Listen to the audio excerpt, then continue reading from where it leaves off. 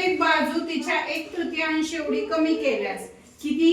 चौरसाची बाजू आहे ती 1/3 आहे. 1/3 म्हणजे किती असतं? 1/3 असतात. ओके, 1/3 म्हणजे 1/3. चौरसाची बाजू तेवढी आहे तर चौरसाचे क्षेत्रफळ बरोबर सूत्र आहे बाजूचा वर्ग. मग बाजू केवढी आहे? 1/3. 1/3 चा वर्ग केला तर किती येतो? 1/9. म्हणजे त्याला 1/9 म्हणतात. 1/8 म्हणजे काय? 1/8. 1/3 म्हणजे 1/3. 1/7 म्हणजे काय? 1/7. ओके, तर इथला आन्सर तुम्हाला लक्षात आलाय. 1/9 येईल. कशावरून? साइड आपली 1/3 आहे. चौरसाचे क्षेत्रफळ बरोबर सूत्र आहे बाजूचा वर्ग. मग बाजूचा वर्ग केला की 1/3 चा वर्ग केला तर 1/9 येतो, म्हणून ते आलेला आहे. लक्षात आलाय प्रश्न? चौथा प्रश्न आहे. एक चौरस आणि आयत याची परिमिती समान आहे. चौरसाची बाजू 60 मीटर आहे. आयताची लांबी 20 मीटर असेल तर आयताची रुंदी काढायची. काय सांगितलं प्रश्नामध्ये? चौरसाची परिमिती आणि आयताची परिमिती आहे सेम आहे. मग मी सूत्र घेतलंय perimeter of rectangle is equal to perimeter of square. मग रेक्टँगल साठी 2 × लेंथ प्लस ब्रेड्थ आहे आणि पेरिमीटर ऑफ स्क्वेअर साठी 4 × साइड आहे. साइड दिली आहे तुम्हाला, लांबी पण दिली आहे, रुंदी काढायची. 2 × लेंथ प्लस ब्रेड्थ. ओके, तर 16 4 64. 2 × 20 प्लस b. मग इथं 20 प्लस b बरोबर 64/2 म्हणजे 20 प्लस b बरोबर 32.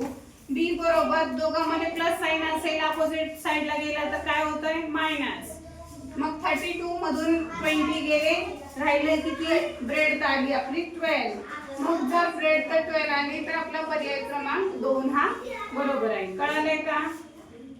नेक्स्ट पुढचा प्रश्न आहे. इथं रेखांकित भागाचे क्षेत्रफळ काढायचे. आता ही फिगर कशाची आहे? रेक्टँगल आहे. ही रेक्टँगल आहे. लांबी किती आहे? 4 सेंटीमीटर. रुंदी किती आहे? 2 सेंटीमीटर. आणि इथं 3 आहे. मग ही टोटल ही अपोजिट साइड आहे, इक्वल असतात. हे टोटल 4 आहे, हे 3 आहे, तर हे राहिलेलं किती येणार? 1. मग हा एक रेक्टँगल आहे, हा एक रेक्टँगल आहे. ह्या दोन्ही बाजू सेमच आहेत. लांबी 4 सेंटीमीटर आहे, रुंदी आहे 2 सेंटीमीटर. आणि हा एक रेक्टँगल तयार होतो ज्याची की लांबी आहे 2 सेंटीमीटर आणि रुंदी आहे 1. हे 3 असेल, हे टोटल 4 आहे, हे बरोबर आहे. मग हे 3 तर हे किती येणार? 1. बरोबर, 1 ब्रेड्थ आली. मग मी रेखांकित भागाचे क्षेत्रफळासाठी इथं काय केले? एरिया ऑफ रेक्टँगल, 3 रेक्टँगल आहे, तिघांचं एरिया काढून ऍडिशन केले.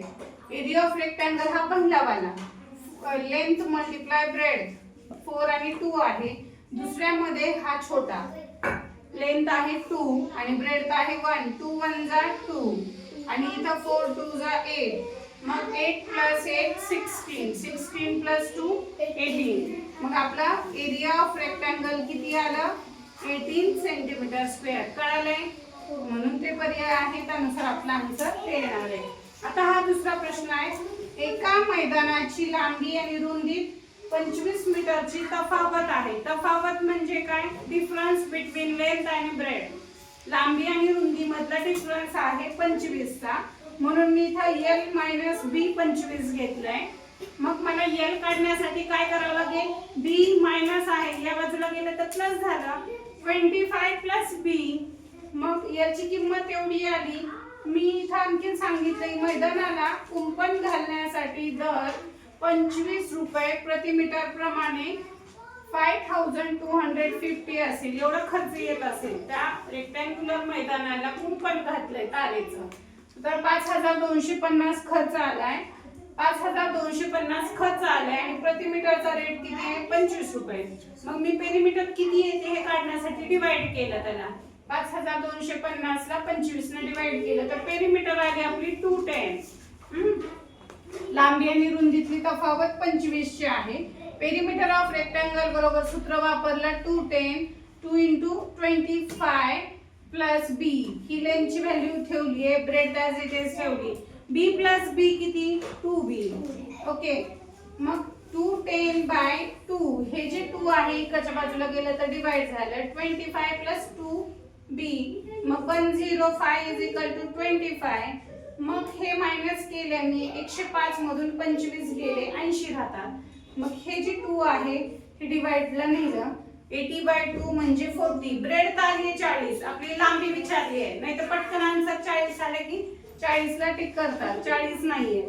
आपल्याला लेंथ विचारली आहे, मैदानाची लांबी किती आहे, लेंथ. मग लेंथ किती आहे 25 प्लस बी. मग 25 बी आले आता 40. मग 40 मध्ये 25 ऍड केलं तर 65 आपली लेंथ येते. आन्सर काय असेल 65. कळालंय? लिहून घ्या.